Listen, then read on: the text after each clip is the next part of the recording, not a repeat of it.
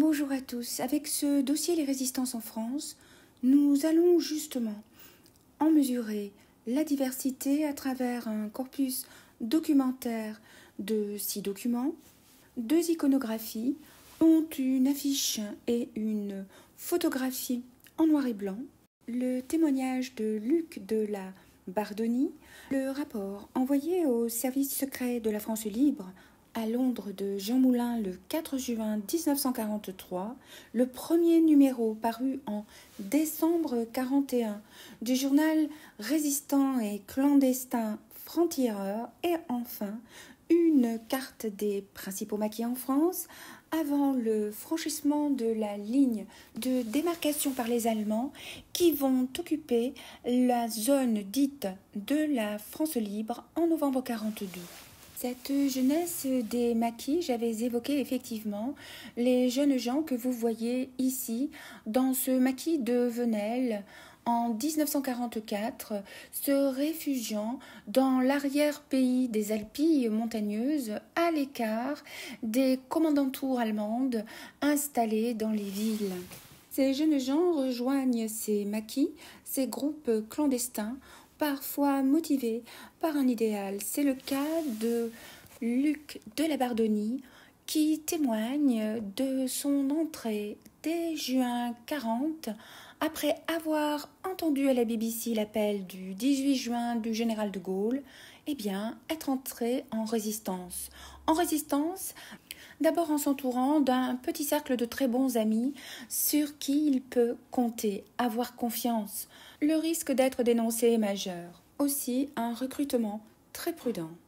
Une résistance qui débute parfois par des enfantillages en changeant la direction des flèches de signalisation à destination des troupes allemandes, mais qui se renforce déjà quelques mois plus tard en recueillant de l'intelligence, du renseignement à destination des autres maquis ou même des forces de la France libre à Londres. D'un petit groupe de 7 en quelques mois, c'est 32 femmes et hommes qui constituent la cellule. Ces résistants dont les modes d'action sont très divers et variés, du sabotage, de l'espionnage, de l'impression des journaux clandestins comme Franc-Tireur, mais aussi du sauvetage des Juifs, et c'est ce dont témoigne d'ailleurs Luc de la Bardoni. Et s'il les sauvait, c'était parce qu'il fallait sauver ces êtres humains persécutés. Les femmes également y participent, pas toujours dans des rôle de premier plan, mais ce sont des courriers idéaux pour transporter les tracts, les faux papiers, sans être soupçonnés par les Allemands. Car entrer en résistance, c'est s'opposer à l'idéologie nazie, cette idéologie raciste et antisémite. Et c'est ce qu'affirme Franc-Tireur dans son premier numéro paru en décembre 1941. Cette idéologie, diffusée et promue par la Bible hitlérienne Mein Kampf, publiée en 1925, est désormais imprimée à plus de 5 millions d'exemplaires en Allemagne.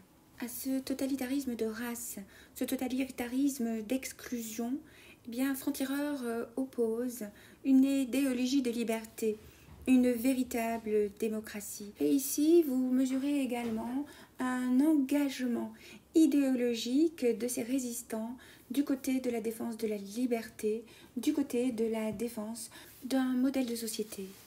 Un modèle de nouvelle société plutôt de gauche. Il est d'ailleurs intéressant de constater que Franc-Tireur, paru en décembre 1941, coïncide avec l'opération Barbarossa, c'est-à-dire l'invasion de l'Union soviétique par l'Allemagne, l'attaque de l'Union soviétique par la Wehrmacht, et donc le plein engagement des communistes aussi, aux côtés des mouvements de résistance en France. Cependant, les 7 jeunes gens qui sont photographiés ici en 1944 ont peut-être rejoint les rangs du maquis pour fuir le STO, le service du travail obligatoire. Car en signant l'armistice le 22 juin 1940, Philippe Pétain va accepter les conditions drastiques, je vous avais dit, des Allemands. Le pillage systématique des ressources produites par l'industrie et l'agriculture française à destination de l'Allemagne, mais également Ce service du travail obligatoire qui compense la main-d'œuvre allemande perdue, les soldats partis au combat, par de jeunes Français venus les remplacer dans les usines ou dans les champs. Ce STO est en fait présenté comme un échange. En échange du retour d'un prisonnier d'Allemagne vers la France, 10 jeunes gens partent, eux, travailler de la France en Allemagne. Aussi, pour fuir ce STO, éviter l'exil et le travail forcé, des dizaines de milliers de jeunes gens vont rejoindre les maquis.